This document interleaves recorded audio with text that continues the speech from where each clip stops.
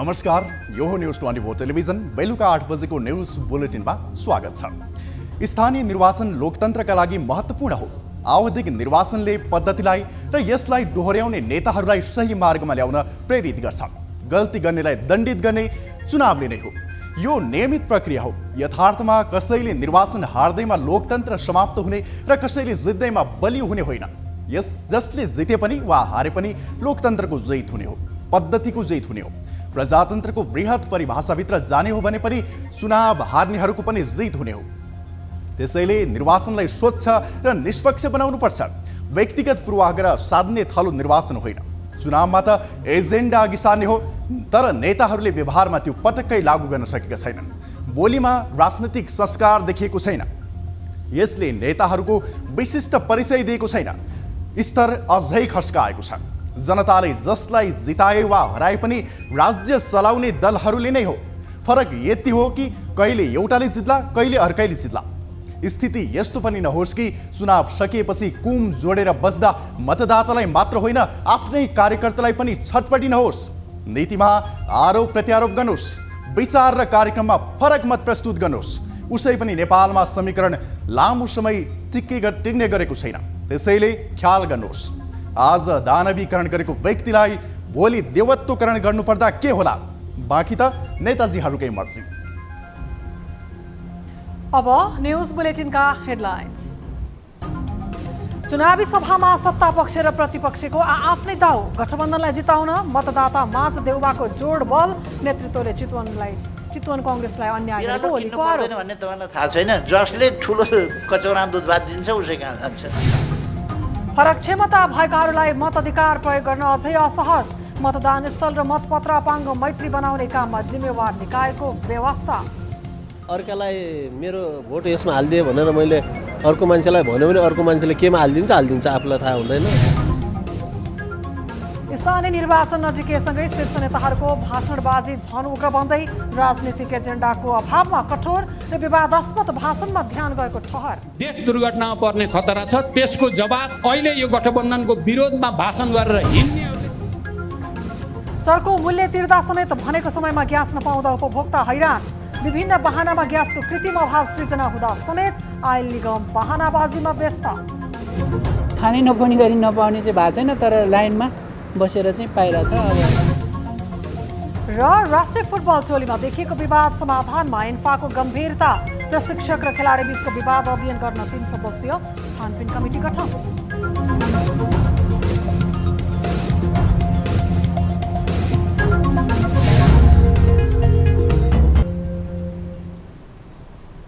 हामी निरन्तर न्युजमा छौं।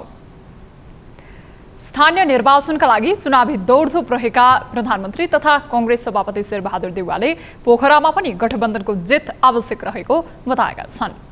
आइतबार पोखराको अमरसिंह चौरमा आयोजित सभामा प्रधानमन्त्री देउवाले स्थानीय निर्वाचनमा गठबन्धन जितलाई राष्ट्रिय आवश्यकता भन्न समेत भ्याएका छन्। उनले आसन्न निर्वाचनमा गठबन्धनलाई जिताउन दायित्व कांग्रेसको रहेकोमा जोड समेत दिए। सबै पार्टीले यसमा चाहिँ सहभागी भएका छन्। कुनै पार्टीले अर्थमन्त्री पाएको छ, कसैले सामान्य भौतिक प्रभाव पाएको छ, कसैले सामान्य कुछ पाएको छ, सबैले पाएको छ। त्यसकारण चाहिँ नि कांग्रेसका लागि त गठबन्धन सम्पन्नता बढी आवश्यक छ। कार्यक्रममा लामो समय आफ्नो बचाउमा खर्चेका नेकपा माओवादी केन्द्रका अध्यक्ष पुष्पकमल दाहाल प्रचण्डले गठबन्धनले हारे मुलुक राजनीतिक दुर्घटनामा पर्ने आफ्नो भनाइ दोहोर्याए। विरुद्ध अर्को गठबन्धन, राजावादीहरूको गठबन्धन, गणतन्त्र विरोधीहरूको गठबन्धन जो आएको छ त्यसलाई परास्त गर्न आवश्यक छ। अन्यथा देशमा फेरि राजनीतिक दुर्घटनाको खतरा छ। नेकपा एकीकृत समाजवादीका अध्यक्ष माधव कुमार नेपालले भने राजनीतिक शक्तिलाई कम आँक्ने गल्ती गर्न नहुनेमा जोड दिएका छन्। कांग्रेस र एमालेलाई लक्षित गर्दै उनले सो कुरा बताएका हुन्। सबैलाई जानकारी होस्, कहिलेकाहीँ कम्युनिस्टमा दम्भ हुन्छ, हामी धेरै शक्तिशाली छौँ। कहिलेकाहीँ कांग्रेसमा दम्भ हुन्छ, हामी धेरै शक्तिशाली छौँ। दम्भ नराख्नुहोस्। त्यही दम्भले केपीको विनाश गर्यो। दम्भ राख्नुभयो भने तपाईँको पनि विनाश हुने बाघहरू केही उपाय हुँदैन। गठबन्धनको तर्फबाट पोखरामा माधव नेपाल पक्षका धनराज आचार्य मेयर पदमा प्रतिस्पर्धा गर्दैछन्। यस्तै उपमेयरमा कांग्रेसकी कोपिला राणा भट्ट उम्मेद्वार बनेकी हुन्। गठबन्धनले स्थानीय निर्वाचनलाई लक्षित गर्दै देशव्यापी चुनावी सभा गरिरहेको छ। अब स्थानीय तह निर्वाचन विशेष न्यूज।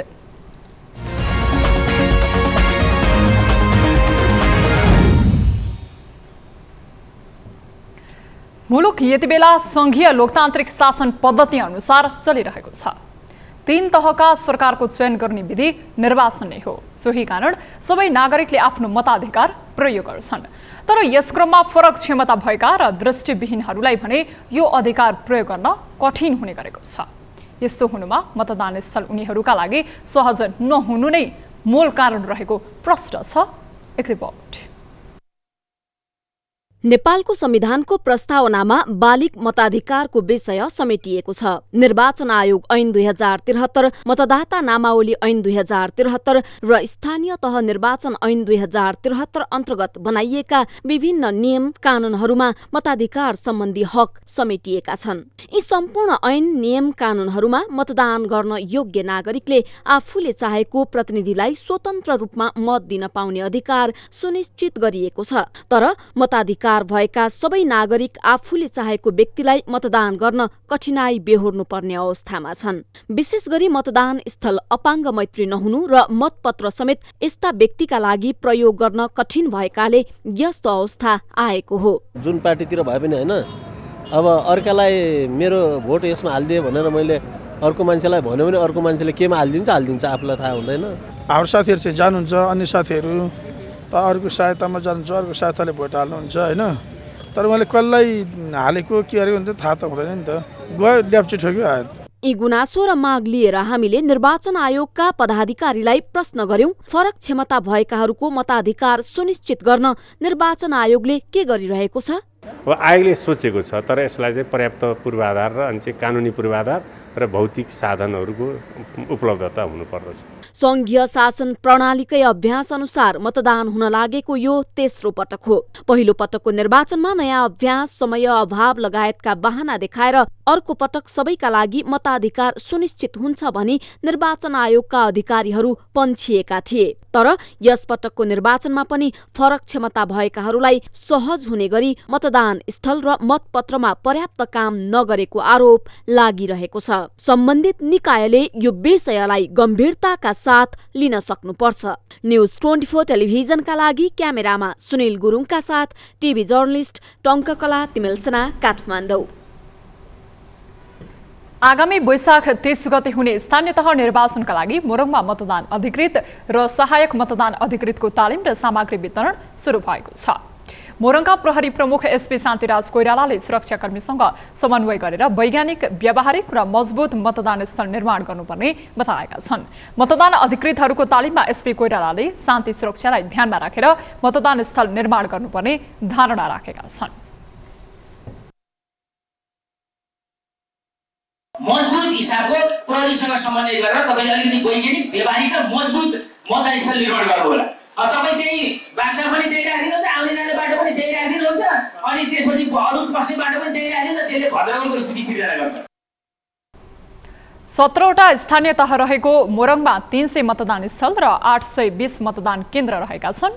मतदान स्थल र मतदान केन्द्रमा खटिएका मतदान अधिकृत र सहायक मतदान अधिकृत गरेर 1640 जनालाई 2 दिन तालिम दिएर निर्वाचन सामग्री सहित मतदान स्थलमा खटाउन थालिएको निर्वाचन आयोग प्रदेश निर्वाचन कार्यालयले जनाएको छ। सहायक मतदान अधिकृतका तालिम हो। यो चाहिँ उहाँलाई के गर्ने, उहाँलाई चाहिँ के गर्ने, कसरी गर्ने भन्ने कुराहरू चाहिँ हामीले यहाँ सिकाउँछौँ। अब के धेरै कुराहरू त हामीले लिखित रूपमा चेकलिस्ट रूपमा बनाएर नि दिएका छौँ होइन। सुरक्षाका कुरा लगायत सम्पूर्ण कुराहरू के हुन्छन् भनेर उहाँलाई जानकारी गराएर चाहिँ अब आज यो बिहान भएको टोलीलाई चाहिँ अहिले बेलुकाबाट सामग्री बुझेर सम्बन्धित स्थलमा जाने व्यवस्थापन गर्छौँ। स्थानीय निर्वाचनका लागि मोरङमा 4100 कर्मचारी खटाइएको निर्वाचन कार्यालयले जनाएको छ। सरकारले जेठ 3 गते मंगलबार बजेट अधिवेशन बोलाउन सिफारिस गर्ने निर्णय गरेको छ। आइतबार बसेको मन्त्री परिषदको बैठकले जेठ 3 गते मंगलबार दिउँसो 4 बजे बजेट अधिवेशन बोलाउनका लागि राष्ट्रपति समक्ष सिफारिस गर्ने निर्णय गरेको हो। पूर्व बजेट छलफल भने 4 गतेदेखि सुरु हुनेछ। जेठ 15 गते बजेट प्रस्तुत गर्ने संवैधानिक व्यवस्था रहेको छ। पूर्व बजेट छलफल सामान्यतया झण्डै 1 महिना गर्नुपर्ने भए पनि यसपटक पालिका चुनावका कारण बजेट प्रस्तुत गर्ने मितिभन्दा 12 दिन अघि मात्रै अधिवेशन सुरु गर्ने गरी सरकारले सिफारिस गरेको हो। सरकारको सिफारिसमा राष्ट्रपतिले संघीय संसदको अधिवेशन आह्वान गर्ने कानुनी व्यवस्था रहेको छ।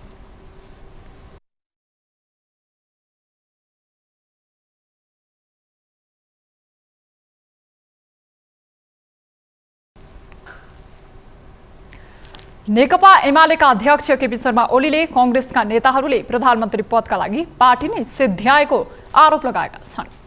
आइतबार भरतपुरमा आयोजित चुनावी सभालाई सम्बोधन गर्ने क्रममा ओलीले त्यस्तो आरोप लगाएका हुन्। ओलीले चितवन कांग्रेसका नेताहरूको पिर बिसाउने ठाउँ नै नभएको समेत बताएका छन्। उनले कांग्रेस कार्यकर्ताहरू प्रचण्डका छोरी रेणु दाहाललाई भोट हाल्नु परेकोमा कटाक्ष समेत गरेका छन्।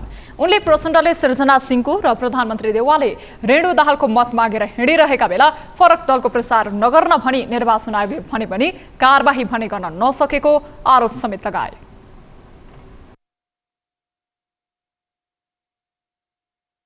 रुखवालाले खुरु राजी खुसीले हँसिया हतौडामा भोट हाल्दैनन् भने दुर्घटना हुन्छ। थपक्क भोट हालेर मेरी छोरी जिताए भने म खुसी हुन्छु, उत्साहित हुन्छु। 10-15 वर्ष 20 वर्ष गठबन्धन टिकाइदिन्छु। धम्काएको हेर्नुहोस् त। यस्तै गरी कार्यक्रममा बोलेका एमाले नेता रामबहादुर थापा लगायतका वक्ताले पनि गठबन्धन विरोधी अभिव्यक्ति दिए।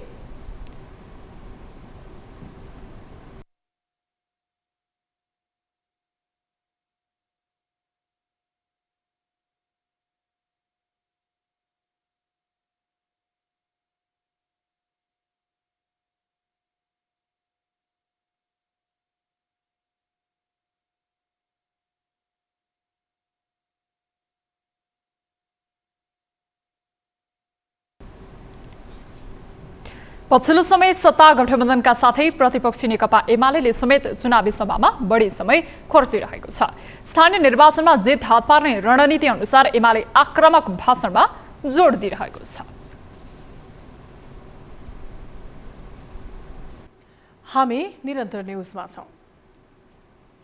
राष्ट्रपति विद्यादेवी भण्डारीले 2वटा अध्यादेश जारी गरेकी छन्। राष्ट्रपतिको कार्यालयका अनुसार औषधि तेस्रो संशोधन अध्यादेश 2079, स्वास्थ्यकर्मी तथा स्वास्थ्य संस्थाको सुरक्षा सम्बन्धी पहिलो संशोधन अध्यादेश 2079 जारी गरिएको हो। संविधानको धारा 114 को उपधारा 1 बमोजिम मन्त्री परिषदको सिफारिसमा अध्यादेश जारी भएको राष्ट्रपति कार्यालयद्वारा जारी विज्ञप्तिमा उल्लेख छ। निर्वाचनको समयमा दलहरूबीच एकअर्काको कमी कमजोरी देखाउँदै भाषणबाजी गर्नु कुनै नौलो विषय होइन।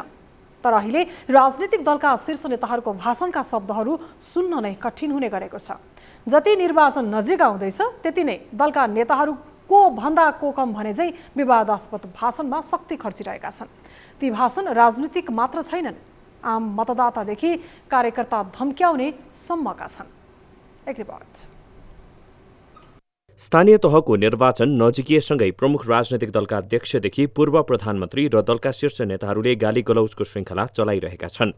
निर्वाचनको समयमा दलहरूले समय सान्दर्भिक नीति तथा कार्यक्रमले जनताको विश्वास जित्नुपर्ने हो, तर शीर्ष नेताहरूको ध्यान त्यतातिर छैन। नेकपा एमालेका अध्यक्ष केपी शर्मा ओलीले कुनै समय एउटै दलमा रहेका समकक्षी नेताका बारेमा कठोर टिप्पणी गरेका छन्। प्रचण्डको बारेमा के कुरा गरिनुपर्छ? समयको बर्बाद। माधव नेपालको नाम लिएर म एकछिनपछि मुख खुल्ला गर्छु। देशका नाम किन लिनु? देशका कोलमना। यो क्रम अन्य नेतामा पनि उस्तै छ। नेकपा माओवादी केन्द्रका अध्यक्ष पुष्पकमल दाहालले चितवनको आमसभामा दिएको अभिव्यक्ति यति बेला चर्चामा छ। तपाईहरुले अहिले मेरा अभिभावकहरूले भने जस्तो के हो प्रचण्डको भनेर मलाई आशंकाले हेरेर गठबन्धन कमजोर पार्न खोज्नु भयो भने म त अब दायाँ बायाँ गर्दिन। देश दुर्घटनामा पर्ने खतरा छ, त्यसको जवाब अहिले यो गठबन्धनको विरोधमा भाषण गरेर हिँड्नेहरूले दिनुपर्ने छ। यसरी अनसन्ड भाषण गरेर हाइलाइटमा आउनेमा पुरुष राजनीतिज्ञ मात्रै छैनन्। प्रधानमन्त्री पत्नी आरजुले कञ्चनपुरमा कार्यकर्तालाई थर्काएको घटना पनि चर्चाकै केन्द्रमा छ। कांग्रेसको मेयरै हुन त हामी किन पैसा पठाउँछौँ? सो यो कुरालाई पनि ध्यान दिएर यो करुवा सरुवा हरुवा पार्टीहरूलाई भोट नहाल्नुस्। विगतमा जे जस्तो गतिविधि गर्ने गरेको भए पनि निर्वाचनको संघारमा कम्तीमा दल र शीर्ष नेताको व्यवहार आलोचना योग्य नहुनुपर्ने हो। तर दुर्भाग्य अझै पनि मनलाग्दे भाषण गरेर थर्काएर धम्काएर नतिजा आफ्नो पक्षमा पार्ने प्रयास भइरहेको छ। राजनीतिक एजेन्डा नभएकोले यो प्रवृत्ति मौलाएको जानकारहरू बताउँछन्। नैतिक चरित्र होचो भएर गइसके पछाडि गाली गलौज आउने हो, नत्र विचारको डिबेट हुने हो। रिजल्ट जो हुनेवाला छ त्यो पनि यो दलहरूका नेताहरूले नचिताएको ढङ्गको रिजल्ट हुनेवाला देख्छु म। यसै पनि कसैलाई गाली गलौज गर्नु सामाजिक रूपमा अशोभनीय छ। सार्वजनिक मञ्चमा पुग्ने बित्तिकै नेताहरू अनेक खालको उत्तेजनात्मक र अराजनैतिक भाष्य प्रयोग गर्न तम्सिन्छन्। अझ आफ्नो पक्षमा माहौल नबल्ला कि भनेर धम्क्याउने सूत्रको प्रयोग हुनुलाई सहज अवस्था मान्न सकिँदैन। यी र यस्ता प्रवृत्तिले राजनैतिक व्यक्तिहरूको ओज बढेको छैन, छन् घटेको छ। यो तथ्यलाई समयमा नै मनन गर्ने हो कि? नेकपा एमालेको तर्फबाट काठमाडौँ महानगरपालिकाको मेयर उम्मेद्वार केशव स्थापितले आफू मेयर बनेपछि काठमाडौँलाई बिना पर्खालको खुला काठमाडौँ बनाउने घोषणा गरेका छन्। आइतबार काठमाडौँमा आयोजित बागमती किनारका पालिकाहरूमा प्रमुख र उपप्रमुखका उम्मेद्वारहरूसँगको अन्तर्क्रिया तथा प्रतिबद्धता कार्यक्रममा बोल्दै उनले यस्तो बताएका हुन्। उनले काठमाडौँभित्र रहेका 247वटा निजी तथा सरकारी ठाउँमा लगाएका पर्खाल भत्काउने र सबैलाई प्रवेश दिने व्यवस्था गर्ने घोषणा गरे। मेयरका उम्मेद्वार स्थापितले काठमाडौँका 48 अर्ब राजस्व उठाउन बाँकी रहेकोले आफू मेयर भएपछि हरेक दिन जनताको गुनासा सुनेर तत्काल समस्या समाधान गर्ने घोषणा पनि गरे।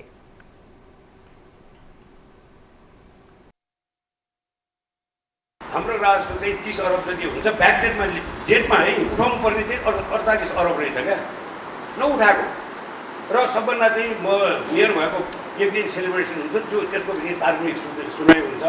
99 डेजको सार्वजनिक सुनवाईमा सबै जनताको गुनासो म सुन्नेछु। सबैले चाहिँ म सेग्रिगेट गरेर सबैको समाधान गर्ने है तत्कालमा। त्यस्तै कार्यक्रममा सत्तारूढ गठबन्धनको तर्फबाट मेयरकी उम्मेद्वार सृजना सिंहले काठमाडौँमा फोहोरको व्यवस्थापन गर्न कुनै ठूलो कुरा नभएको भन्दै त्यसको व्यवस्थापन गर्ने बताइन्। को विषयमा भएको कारणले फोहोरको व्यवस्थापन यहाँ भर्खर यो एजेन्डामा पनि मैले देखेँ। यो फोहोरको व्यवस्थापन भन्ने चिज त ठुलो कुरै होइन, यो हामीले घरबाटै गर्न सक्ने चिज हो। यो हामीले व्यवस्थापक कमजोर भएपछि सडकका बाटोमा फोहोर देख्ने, नदीका छेउछेउमा फोहोर देख्ने, त्यति मात्रै होइन रोग बढाउने, यसलाई दुर्गन्धित बनाउने र यसलाई सहर फोहोर अस्तव्यस्त बनाउने र हाम्रो पर्यावरणलाई दुर्गन्धित बनाउने काम भइरहेको छ। त्यस्तै विवेकशील साझा पार्टीबाट काठमाडौँको मेयरमा उम्मेदवारी दिएकी नेत्री समीक्षा बास्कोटाले पनि फोहोर व्यवस्थापन नै प्राथमिकतामा राखेको बताएकी छन्। व्यवस्थापन हुनु पर्यो र यो फोहोर व्यवस्थापन सबैभन्दा ठुलो स्रोत भनेको हाम्रो घरबाटै फोहोर चाहिँ सेग्रिगेट हुनु पर्यो, छुट्टिने हुनु पर्यो। कुहिने र नकुहिने फोहोर घरमै छुट्टिनु पर्यो, त्यसलाई हामीले छुट्टै कलेक्सन गर्न पर्यो र कुहिने फोहोरबाट जैविक मल उत्पादन गर्न सक्नु पर्यो र नकुहिने फोहोरबाट रिसाइकल गरेर रियुज गरेर हामीले पुनः प्रयोग गर्न मिल्ने खालका सामानहरू चलाउनु पर्यो। मेयरकी उम्मेद्वार बास्कोटाले काठमाडौँ महानगरपालिकाभित्र रहेका खुला क्षेत्रलाई सर्वसुलभ पार्क बनाउने आफ्नो पार्टीको योजना रहेको पनि जानकारी गराइन्। आसन्न वैशाख 30 गते हुने स्थानीय तहको निर्वाचनका लागि छिमेकी देश भारतमा श्रमका लागि पुगेका नेपालीहरू फर्किने क्रम बढ्न थालेको छ। कञ्चनपुरको पश्चिमी सिमानाका गड्डा चौकीबाट घर फर्कने नेपालीको संख्या दिनदिनै बढ्न थालेको हो। गड्डा चौकी नाकाबाट अन्य दिन प्रतिदिन 100 देखि 200 नेपालीहरू भारतबाट फर्किने गरेको भए पनि अहिले त्यो संख्या बढेर दिनमा 500 भन्दा माथिको संख्यामा घर फर्किरहेका छन्। तपाईको निर्वाचनको टाइममा लगभग फ्लो बढी नै राखेको छ। 100-150को हाराहारी बढेकै छ। पहिला चाहिँ तपाईँको 200-250 जना मान्छेहरू आउँथ्यो भने अहिले त्यो बढेर चाहिँ 350, 400, 450, पहिले त 500सम्म पनि पुगिरहेको। निर्वाचनको उसले चाहिँ अब लगभग 800सम्ममा पुग्छ होला। किनभने अब यो रोपाइँको खेतीबारीको टाइम पनि भइरहेको छ भनेपछि मान्छेहरूको आउने क्रम चाहिँ अब बढ्ने नै छ। भारतबाट नेपाल फर्कने नेपालीहरूको संख्या बढेपछि नेपाली नागरिकको डाटा सङ्कलन गर्ने कार्य भइरहेको छ। निर्वाचन निकट समयमा नेपाल फर्किनेको संख्या बढे पनि जुनसुकै उम्मेदवारलाई मत हाले पनि मतको कदर हुन नसकेको उनीहरूको गुनासो छ। नेपालमै रोजगारी सिर्जना गरेर नेपाली नागरिकलाई विदेश जानुपर्ने बाध्यताबाट मुक्त गर्नुपर्ने भारतबाट नेपाल फर्किएका नागरिकहरूको माग छ। आफ्नो देशमा रोजगारी पाएर कसले अब आफ्नो बालबच्चासँग बस्नु कसले मान्दैन होइन। अब यत्रो मान्छे पब्लिक यो सारा हजुरले देखिसक्नु भएको छ। अब यो अब विदेशबाट आएको अब यो सबै युवा शक्तिलाई नेपालमा राखे त राम्रो हुन्थ्यो। अब बाहिरको त कस्तो हुन्छ भन्ने कुरा अब उहाँ नेताहरूलाई के थाहा छ उनी कुर्सीमा बस्ने मान्छेहरूलाई, जो कि खुकुरीको धार अचानकलाई थाहा हुन्छ भन्ने जस्तै हो। पीडा त जो मजदुर दाजुभाइहरू बाहिर जाने हुनुहुन्छ उहाँलाई थाहा हुन्छ, उहाँ नेताहरूलाई त के थाहा हुन्छ। दैनिक रूपमा भारतबाट स्वदेश फर्कने नेपाली नागरिकको संख्या बढ्दै जाँदा स्थानीय तहको निर्वाचनमा नेताहरूले जनाएको स्वदेशमै रोजगारीको प्रतिबद्धता भने चुनावपछि बिर्सने गरेको स्वदेश फर्किएका नागरिकको दुखेसो छ। जलवायुविदहरूले स्थानीय तहको निर्वाचनका दिन मुलुकभर वर्षा हुने प्रक्षेपण गर्दै आवश्यक पूर्व तयारी गर्न सम्बन्धित सबैलाई सचेत गराएका छन्। बंगालको खाडीमा वैशाख 23 गतेदेखि उत्पन्न न्यून चापिए अवस्था आइतबारको दिन समुद्री आँधीको रूपमा विकसित हुँदै गएको र त्यसको असर नेपालमा पनि पर्ने भएकाले आवश्यक पूर्व तयारी गर्न विज्ञहरूले सुझाएका हुन्। पछिल्लो विकसित प्रणालीबारे जलवायुविद डाक्टर धर्मराज उप्रेतीले आसानी नाम दिएको यो आँधी निकै तीव्र गतिमा चलेको बताए। सो आँधीको असर भारतको उडिसा लगायत तटीय क्षेत्रमा बढी देखिने र नेपालमा भने वैशाख 28 गतेदेखि प्रभाव देखिने बताए। वैशाख 30 गते स्थानीय तहको निर्वाचनका दिन वर्षा हुने पूर्वानुमान गरिएकै समयमा बंगालको खाडीमा विकसित भएको न्यून चापिए अवस्थाका कारण विशेष गरेर पूर्वी नेपालमा वर्षा गराउने उनले बताए।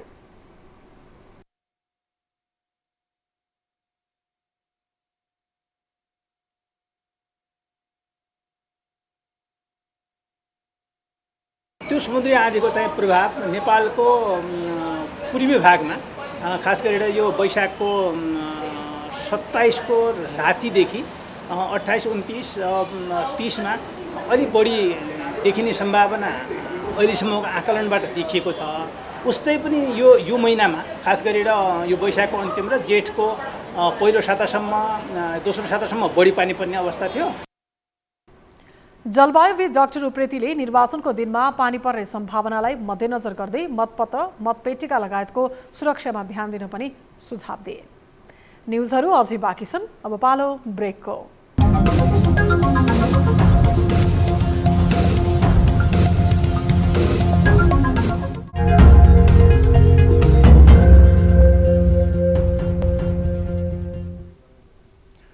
हामी निरन्तर न्युजमा छौँ। यति बेला मुलुकले नाकाबन्दीको सामना पनि गर्नु परेको छैन। ग्यास उपभोक्ता उद्योगहरूको हडताल समेत भएको छैन। तर पनि उपभोक्ताले सहज रूपमा ग्यास पाइरहेका छैनन्। भनेको समयमा ग्यास नपाउँदा उपभोक्ताले अनावश्यक हैरानी बेहोर्नु परेको छ। बजारमा एउटा ग्यासको लागि 15 दिन कुर्नुपर्ने अवस्था भएको प्रति जिम्मेवार निकायले पर्याप्त ध्यान दिएको छैन। एक रिपोर्ट। यति बेला नेपालमा ग्यासको उपभोग्य मूल्य चर्किएको छ। अन्तर्राष्ट्रिय बजारमा नै इन्धनको मूल्य बढेकाले यसको असर ग्यासको मूल्यमा समेत परेको हो। तर बढेको मूल्यमा सहजै ग्यास नपाउने समस्याले भने उपभोक्तालाई कठिनाई बेहोर्न बाध्य बनाएको छ। भनेको समयमा ग्यास नपाउने, लामो समय कुर्नुपर्ने भएपछि फेरि विगतमा झै दिनभर लामो लाइन बस्नुपर्ने हो कि भन्ने त्रासले आम जनमानस चिन्तित बनेका छन्। तर यो अवस्था आउनुको कारण भने धेरै नै छन्। कमिसन बढाउनु पर्ने माग गर्दै आएका उद्योगीले ग्यास आपूर्ति नियोजित रूपमा कम गरेका छन्। यता ग्यासको मूल्य आकाशिने सम्भावनाका कारण व्यापारीले क्षमता अनुसार ग्यास लुकाउन थाल्दा यसको असर परेको समेत देखिएको हो। त्यसमाथि नियामक निकायले बजारमा ग्यास अभाव हुँदा समेत व्यवस्था गरेको छ। खानै नपाउने गरी नपाउने चाहिँ भएको छैन, तर लाइनमा बसेर चाहिँ पाइरहेछ। अब 10-15 दिन यस्तो 20 दिन जति लिन्छ टाइम, त्यस्तोमा पाइरहेछ। हाल बजारमा एलपी ग्यासको खपत मासिक करिब 45,000 मेट्रिक टन हुन्छ। अप्रिल महिनामा मात्रै उद्योगीले 47,125 मेट्रिक टन ग्यास आयात गरेका छन्। हाल खपत भइरहेको औसत परिमाण भन्दा बढी एलपी ग्यास आयात भइरहेको दाबी निगमको छ। यस्तो अवस्थामा समेत कृत्रिम अभाव सिर्जना गरे सम्बन्धित उद्योगी तथा व्यापारीलाई कारबाही गरिने निगमको चेतावनी छ। उपभोक्ताहरूले पनि एलपी ग्यासको चाहिँ मूल्य चाहिँ केही समयपछि बढ्छ भन्ने आशंकामा चाहिँ उहाँहरूले पनि घरमा चाहिँ थप थप स्टोरी राख्नुभएको छ भने व्यापारीहरूले पनि यसमा केही गरेको हुनसक्छ भन्ने हाम्रो चाहिँ अनुमान छ। तर एलपी ग्यास चाहिँ अति आवश्यक चाहिँ पदार्थ भएको हुनाले यसलाई चाहिँ आफ्नो आवश्यकताभन्दा बढी चाहिँ उपभोग चाहिँ सञ्चित नगरिदिनु होला भनेर हामी चाहिँ व्यवसायीहरू र उपभोक्ताहरूले चाहिँ आग्रह गर्न चाहन्छौँ। निगमले जे जस्तो दाबी गरे पनि स्थानीय बजारमा ग्यास नआएकै कारण वितरण प्रणाली प्रभावित भएको व्यापारीहरू दाबी गर्छन्। सोही कारण ग्यास अभावको अवस्था देखिएको उनीहरूको तर्क छ। 10-15 दिन अगाडि 20 दिन अगाडि चाहिँ अलि धेरै नै अभावै थियो। अब अहिले यो अघिल्लो हप्ताबाट चाहिँ अलिकति सहज हुँदै गएको छ।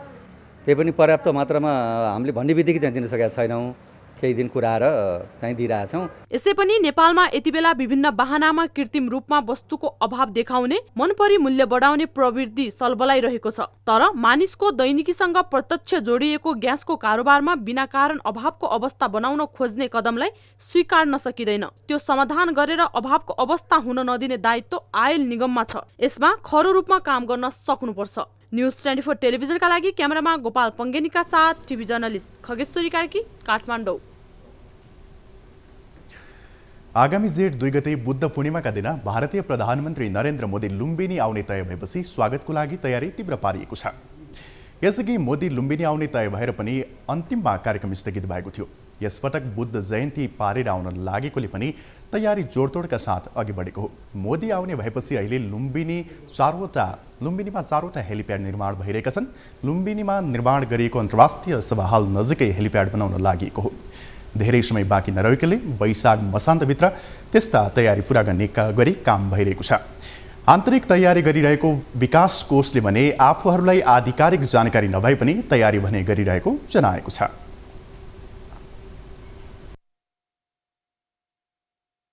सुनेका छौँ भारतीय मिडियाहरूमा आइरहेको हुँदाखेरि अब हाम्रो परराष्ट्र मन्त्रालयले औपचारिक रूपमा अहिलेसम्म हामीलाई जानकारी गराउनु भएको छैन र हाम्रो विभागीय मन्त्रालयले पनि त्यो विषयमा औपचारिक जानकारी नआएको हुनाले हामीले त्यस विषयमा खास केही भन्नु पर्ने। तर आउनुभयो भने हामी धेरै त्यसको लागि पनि तयारी अवस्थामा छैनौँ।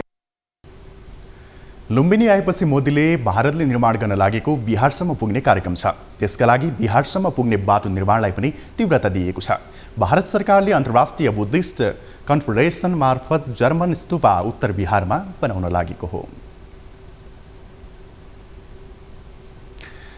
आगामी वैशाख 30 गते हुने स्थानीय तहको निर्वाचनका लागि स्थानीय उम्मेद्वार र राजनैतिक दलका कार्यकर्ताहरू घर घरमा पुगेर मतदाताहरूलाई मत हाल्ने तरिका सिकाउन थालेका छन्। उनीहरूले टोल टोलमा सर्वसाधारणलाई भेला गराएर मतदान कसरी गर्ने भन्ने बारेमा जानकारी गराउन थालेको बताए। 2074 को निर्वाचनमा विराटनगरमा 20% मत बदर भएको थियो। यसपालि मत बदर हुन नदिन सबै कार्यकर्तालाई मतदान गर्ने तरिका सिकाउँदै हिँडेको उनीहरू बताउँछन्। खेर नजाओस् भोट भनेर मतदान आफै घर घर गएर टोल टोलमा गएर मतदान हाल्ने कसरी र पट्याउने यो पट्याउने तरिका पनि हामीले सिकाइरहेका छौँ। हामीले दलहरूलाई मिडियाहरूलाई चाहिँ अनुरोध गरिरहेका छौँ। उहाँहरूले घर दैलो कार्यक्रममा यो काम चाहिँ गरिरहनु भएको छ। अब त्यसले पनि अब यो दोस्रो अभ्यास पनि दोस्रो भएर अलिक कमै होला कि भन्ने अपेक्षा चाहिँ गरेका छौँ। मोरङमा 7,15,223 मतदाता रहेका छन्। 17 स्थानीय तह रहेको मोरङमा एउटा महानगरपालिका, 8वटा नगरपालिका र 8वटा गाउँपालिकाहरू रहेका छन्। छोटो समय भएकोले मतदाता शिक्षा कार्यक्रम गर्न नसकेको निर्वाचन कार्यालयले जनाएको छ।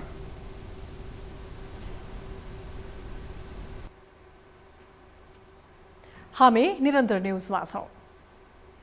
पश्चिम नवलपरासीको सुनवलका महिलाहरूले नवलपरासी जिल्ला अदालतमा प्रदर्शन गरेका छन्। 25 दिन अघि हर्दिया स्थित आफ्नै घरमा मृत अवस्थामा फेला परेकी सुनवल नगरपालिका 5 हर्दियाकी गोमा कुमारी देवकोटाको हत्या भएको भन्दै प्रदर्शनमा उत्रिएका हुन्। पोस्टमार्टम रिपोर्टमा समेत टाउको पछाडि प्रहार गरिएको चोट देखिएकोले र रस्सीले घाँटी थिचिएको बेहोरा उल्लेख भएको भन्दै मृतक महिलाले न्याय पाउनुपर्ने माग गरिएको छ।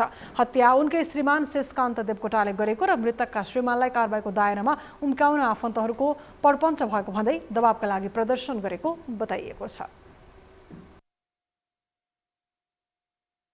त्यस्तो केही घुसपेटले अब हत्यारा उम्किने हो कि बाहिर भन्ने खालको डरले हामी चाहिँ यो दबावमूलक कार्यक्रम लिएर आएको। अब हाम्रो नेपालमा चाहिँ त्यस्तो भइरहेको छ। महिलाहरू मरिरहेका छन्, न्याय पाएका छैनन्। त्यसकारण हाम्रो बहिनीले पनि अब उहाँ त्यसरी अब मर्नु पर्यो, उहाँले पनि न्याय नपाउने हो कि भन्ने हामी महिलाहरूको एकदम चिन्ताको विषय छ। महिलाको मृत्यु हुनु अगाडि श्रीमान शेषकान्तले महिलालाई पटक पटक यातना दिँदै आएको प्रदर्शनमा सहभागी महिलाहरूले बताएका छन्। हत्या आरोपी मृतक महिलाका श्रीमान उम्कन नहुने भन्दै सुनवल नगरपालिका क्षेत्रका 7वटा आमा समूह लगायत स्थानीय क्लबहरू दबावका लागि प्रदर्शनमा उत्रिएका छन्। अब हेल्थ न्यूज। 24 हेल्थ का साथमा Alka hospital we care to cure ISO 9001:2015 certified दक्ष जनशक्ति र गुणस्तरीय सेवा।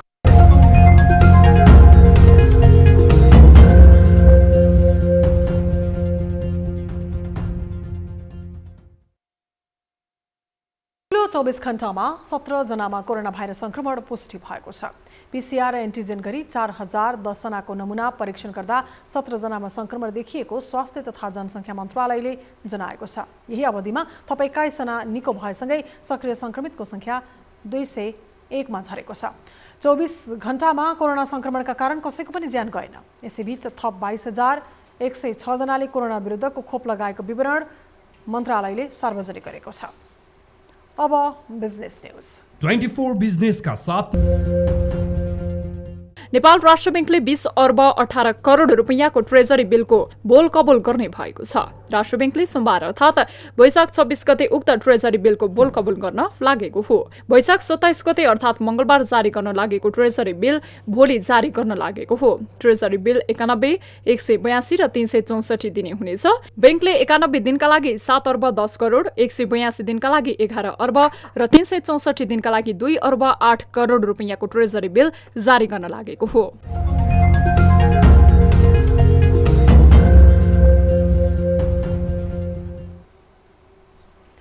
न्यूजहरू अझै बाँकी छन्, अब पालो ब्रेकको। Gem flooring, designer, durable and luxurious flooring. Gem flooring. Shikhar insurance, दुःख पर्दाको साथी। मुक्तिनाथ विकास बैंक लिमिटेड, जनता बैंकमा होइन बैंक जनतामा। अखिल नेपाल फुटबल संघ एन्फाले मुख्य प्रशिक्षक अब्दुल्ला अलमुत्ताइरी र बन्द प्रशिक्षण छाडेका खेलाडी बीचको विवादको सत्य तथ्य पहिचान गर्न 3 सदस्यीय छानबिन कमिटी गठन गरेको छ। ललितपुर स्थित एन्फाको मुख्यालयमा आइतबार बसेको कार्यसमितिको बैठकले फुटबलका मुख्य प्रशिक्षक र खेलाडीको विवादको सत्य तथ्य पहिचान गर्न आर्मीका पूर्व उपरथी तथा पूर्व खेलाडी भिक्टर राणाको संयोजकत्वमा 3 सदस्यीय कमिटी गठन गरेको हो। कमिटीमा पूर्व खेलाडी विदुर विष्ट र नेपाल राष्ट्रिय तथा अन्तर्राष्ट्रिय खेलाडी संघका उपाध्यक्ष दीपक थापा रहेका छन्। कमिटीलाई एन्फाले एक सातामा विवादको सत्य तथ्य सहित छानबिन गरेर प्रतिवेदन पेश गर्न निर्देशन दिएको छ। AFC एसियन कप छनौटको तयारीमा रहेको नेपाली राष्ट्रिय टोलीका 10 खेलाडीले मुख्य प्रशिक्षक अलमुत्ताइरीको कार्यशैलीमा असन्तुष्टि जनाउँदै वैशाख 13 गते बन्द प्रशिक्षण छाडेका थिए। क्याम्प छाडेका खेलाडीले होटल सुविधाको माग राख्दा प्रशिक्षक अलमुत्ताइरीले पटक पटक क्याम्प छाडेर जान भनेपछि आफूहरू बाध्य भएर प्रशिक्षण छाडेको बताउँदै आएका छन्। प्रशिक्षक अलमुत्ताइरीले पनि क्याम्प छाडेका खेलाडीको स्थानमा नयाँ खेलाडीलाई स्थान दिँदै प्रशिक्षण गराइरहेका छन्। शहीद स्मारक सी डिभिजन लिगमा महावीर क्लब र मनोहरा युनाइटेड क्लबले बराबरी खेल्दै अङ्क बाँडेका छन्। ललितपुरको सातो बाटो स्थित एन्पा कम्प्लेक्समा आइतबार दिउँसो भएको खेलमा महावीर र मनोहराले 1-1 गोलको बराबरी खेलेका हुन्। महावीरका लागि सञ्जीव धिमालले गोल गरे भने मनोहराका लागि अजय कुमार चौधरीले गोल फर्काए। खेलको 38औं मिनेटमा सञ्जीवको गोलले महावीरले खेलमा अग्रता लिएको थियो, तर 79औं मिनेटमा मनोहराका लागि अजयले 1 गोल फर्काएसँगै खेल 1-1 को बराबरीमा पुग्यो। यसअघि आइतबार बिहान भएको खेलमा खालीबारी युथ क्लबले दोस्रो जित निकालेको छ। ओसिस क्लबलाई 3-0 को गोल अन्तरले हराउँदै खालीबारीले लिगमा दोस्रो जित दर्ता गराएको हो। खालीबारीको जितमा सन्दीप गुरुङले 2 र अभय राणाले 1 गोल गरे भने ओसिसका लागि समीर कार्कीले 1 गोल फर्काएका हुन्। ओसिस क्लबलाई 3-1 को गोल अन्तरले हराउँदै खालीबारीले लिगमा दोस्रो जित दर्ता गराएको हो। खालीबारीको जितमा सन्दीप गुरुङले 2 र अभय राणाले 1 गोल गरे भने ओसिसका लागि समीर कार्कीले 1 गोल फर्काएका हुन्। बक्सिङ प्रतियोगिताको अपराजित यात्रामा रहेका हिमचितुवाका नामले परिचित बक्सर अविरल घिम्रेले हिट प्रोफेसनल किक बक्सिङ प्रतियोगितामा विश्व रेकर्ड कायम गरेका छन्। लगातार 14औं पटकसम्म हिट प्रतियोगितालाई आफ्नो पक्षमा ल्याई चर्चित बक्सर घिम्रेले विश्व रेकर्ड बनाउन सफल भएका हुन्। जापानको नायोगा शहरमा भएको प्रतियोगितामा उनले थाइल्यान्डका बक्सर विला साक्लेकलाई दोस्रो राउन्डमा नै रिङमा ढालेका थिए। उनीहरू दुवै K1 प्रोफेसनल किक बक्सिङ भिडन्त गरिसकेका अनुभवी खेलाडी हुन्। सिमुरा डोजोको 50औं वार्षिक उत्सवका अवसरमा आयोजित प्रतियोगितामा हिमचितुवाले 3 राउन्डको कुल 16 मिनटको खेलमा साक्लेकलाई 12 मिनटमा ढालेका थिए। हिमचितुवाले सिमुरा डोजोबाट अन्तर्राष्ट्रिय प्रतियोगितामा खेल्दै आएका छन्। यसअगाडि गत फागुनमा टोकियो शहरमा आयोजित 70 केजीको K1 प्रोफेसनल किक बक्सिङ प्रतियोगितामा जापानी बक्सर दाई माचुसितालाई पहिलो राउन्डमा नै पराजित गरी उनले बक्सिङ खेलमा नयाँ रेकर्ड समेत कायम गरेका थिए। सो तौल समूहको प्रतिस्पर्धामा लगातार 3 पटक विजय हुने उनी दक्षिण एसियाकै पहिलो खेलाडी समेत बनेका थिए।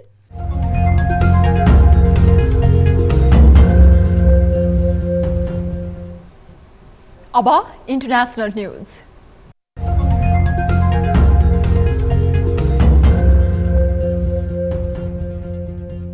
रुस र युक्रेन बीचको युद्ध जारी छ।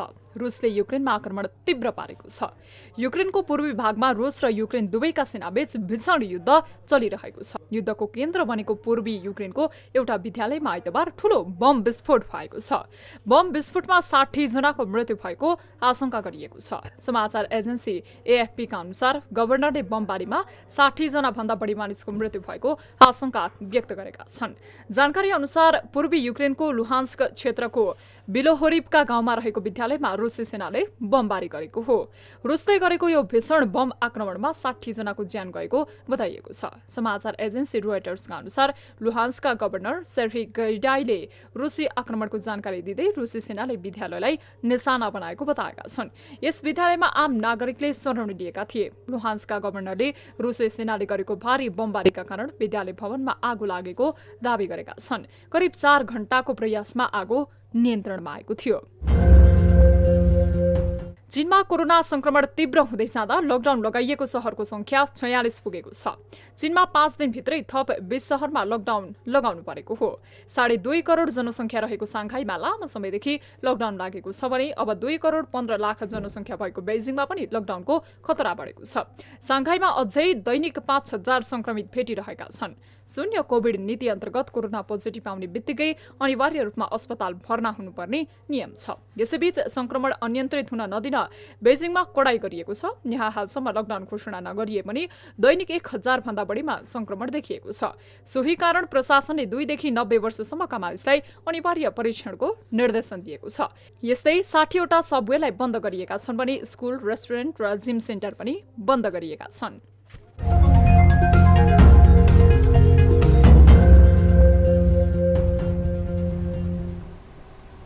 अब एउटा रोचक प्रसङ्ग। एक सुखी परिवारमा 2 सन्तान हुनु स्वाभाविक मानिन्छ। अपवादको रूपमा 3 वा 4 सन्तान पनि सामान्य नै मानिन्छ। तर के तपाईलाई थाहा छ, एक यस्ता व्यक्ति पनि छन् जसले आफू 47 बच्चाका पिता बनिसकेको दाबी मात्र गर्दैनन्, छिट्टै नै थप 10 बच्चाको पिता बन्न लागेको पनि उनी बताउँछन्। तर उनको यी सबै सन्तान विवाह गरेर वा कुनै महिलाको सम्बन्धबाट पनि भएको होइन। वास्तवमा यी व्यक्ति वीर्यदाता हुन्। केल गार्डी नामका यी व्यक्ति अमेरिकाको क्यालिफोर्नियामा बस्दछन्। उनी 30 वर्ष पुगे। केलले आफू छिट्टै 57 बच्चाको बायोलोजिक पिता बन्न लागेको दावी गरेका छन्। द मिररको रिपोर्ट अनुसार केल गार्डी अहिलेसम्म 47 सन्तानका पिता बनिसकेका छन्। अब वेदर अपडेट।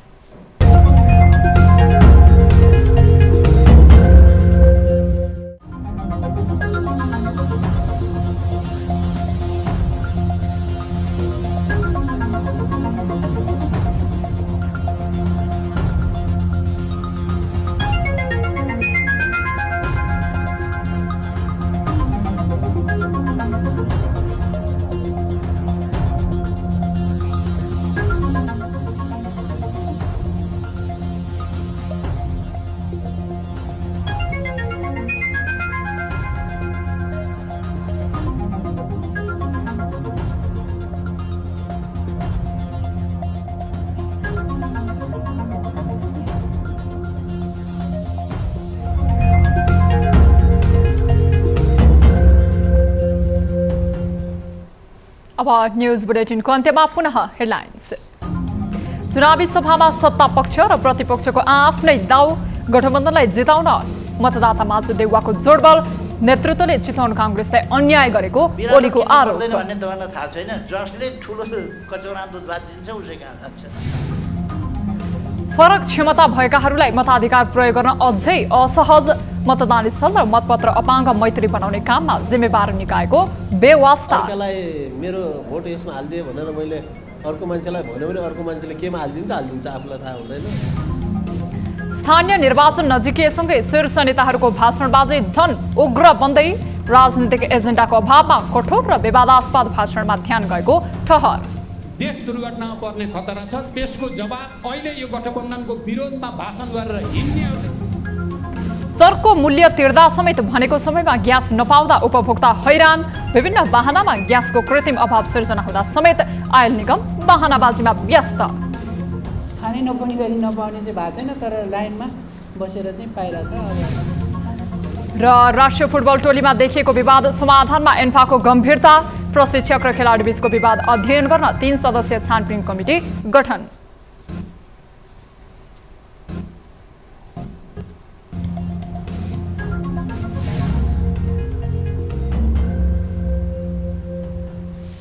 बेलुका 8 बजेको न्युज बुलेटिन अहिलेलाई यति नै। जाँदा जाँदै ताली र गालीका लागि हामीले सोधेको प्रश्नको अन्तिम नतिजा, यसपछि प्रसारण हुने कार्यक्रम सिधा कुरा जनतासँगमा हेर्न नभुल्नुहोला। थप न्युजका लागि हाम्रो वेबसाइट www.news24nepal.com हेर्नुहोला। साथै हामीलाई फेसबुक, युट्युब र ट्विटरमा फलो गर्न सक्नुहुनेछ। यस्तै मोबाइल भाइबर र मेलबाट 24 लिस्टमा समस्या र गुनासो गर्न सक्नुहुनेछ। अहिलेलाई बिदा दिनुहोस्, हामी निरन्तर न्युजमा छौँ। नमस्ते।